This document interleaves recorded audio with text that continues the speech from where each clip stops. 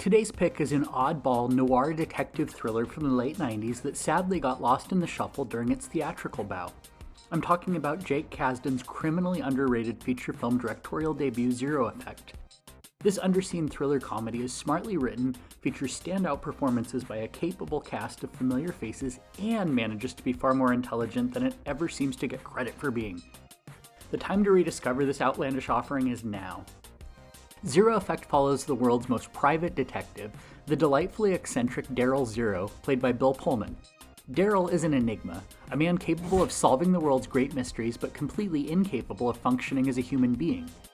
Zero uses his faithful assistant Steve Arlo, played by Ben Stiller, as a proxy. Arlo speaks on behalf of Zero, braving the outside world at the behest of his eccentric employer. Together, the duo investigates a case involving blackmail and a closet full of proverbial skeletons.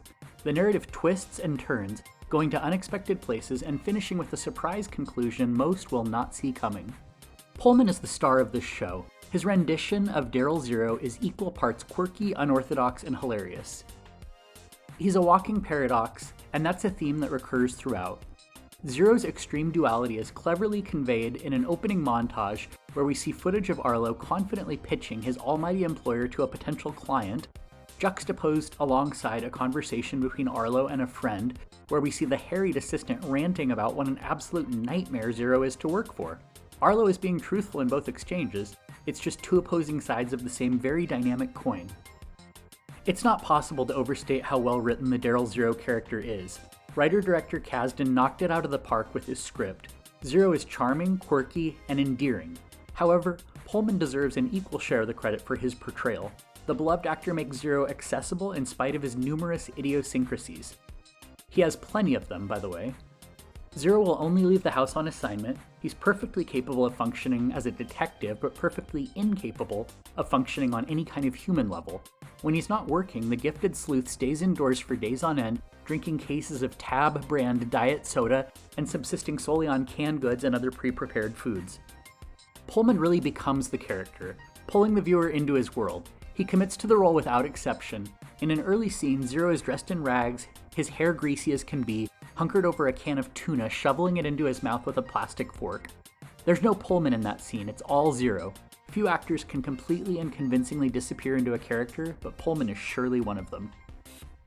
Daryl Zero is a cross between two of my favorite literary characters, Sherlock Holmes and Irwin M. Fletcher, better known as Fletch. Both have been depicted on the silver screen several times, and Zero embodies pieces of both.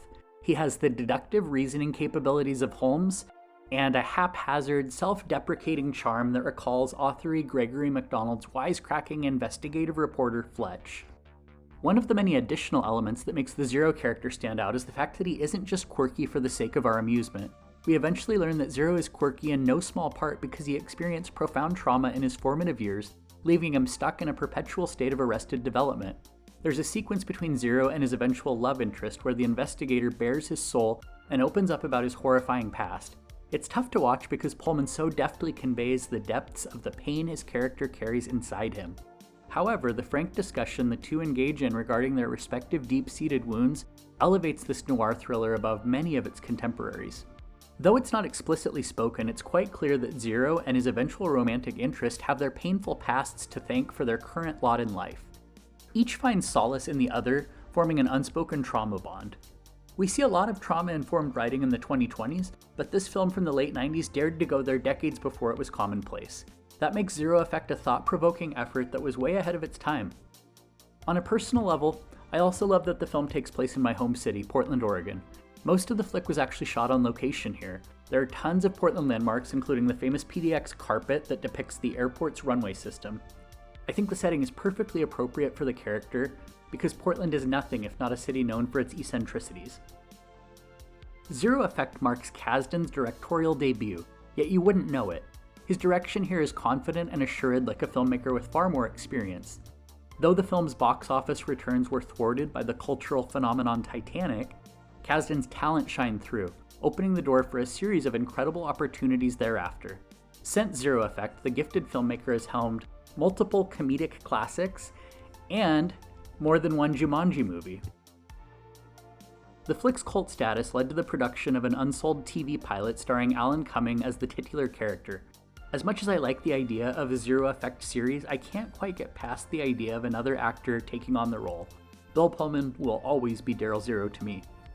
Zero Effect isn't streaming anywhere at present, however you can still scope it as a digital rental or better yet grab a copy on DVD. The film has yet to receive the HD treatment on physical media.